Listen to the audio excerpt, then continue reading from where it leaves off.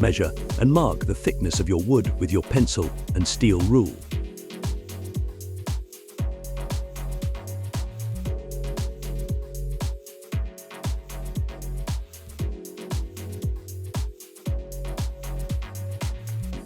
Using your tri-square, draw lines at right angles to the wood edge at your pencil mark.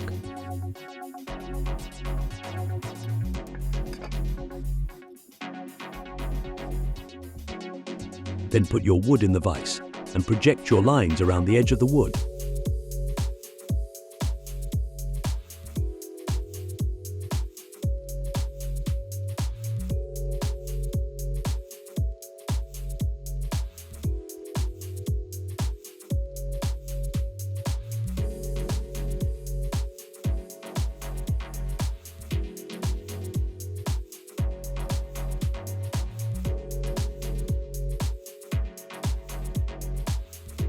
Set your marking gauge to the required depth, in this case half of the thickness of the wood.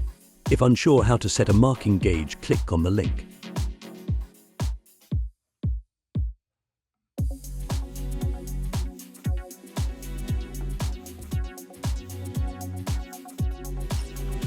Now mark the depth. Ensure you have two hands on the marking gauge and lightly drag the spur along the wood edge, ensuring there are no gaps between the stock and the wood edge.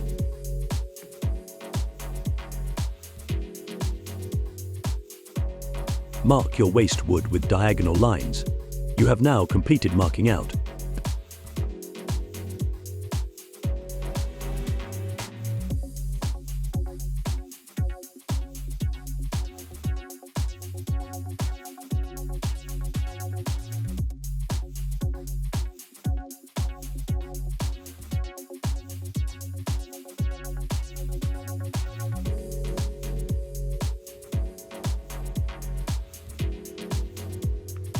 Clamp a straight edge on your pencil line using the G-clamp.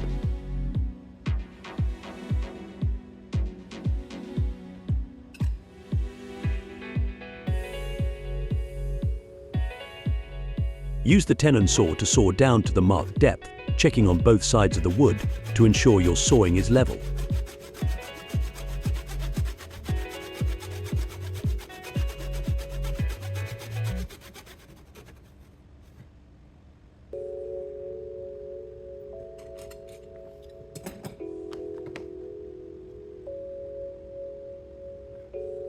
Repeat on your second line.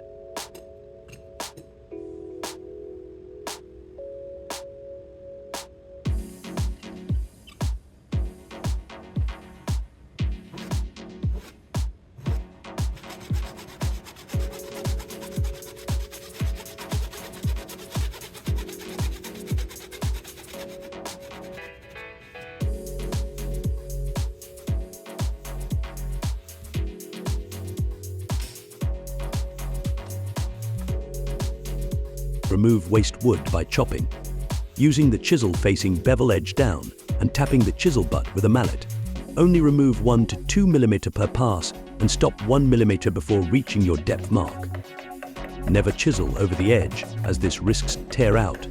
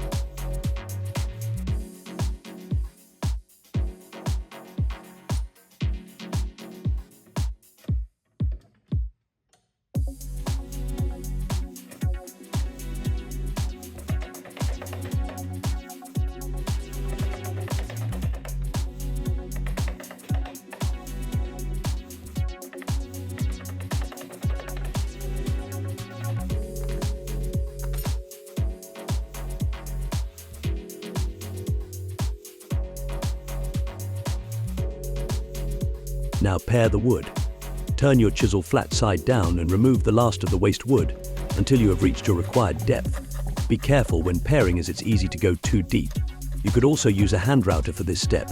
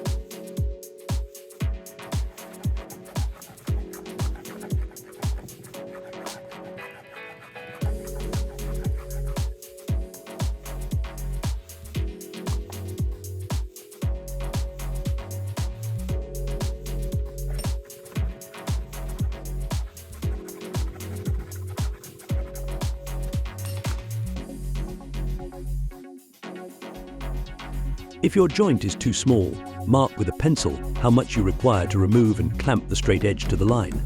Then use your chisel flat side against the straight edge and pare downwards. It's good practice to score along your pencil line with a marking knife or sharp edge to break the fibers of the wood, as this will ensure a clean shoulder line when pairing.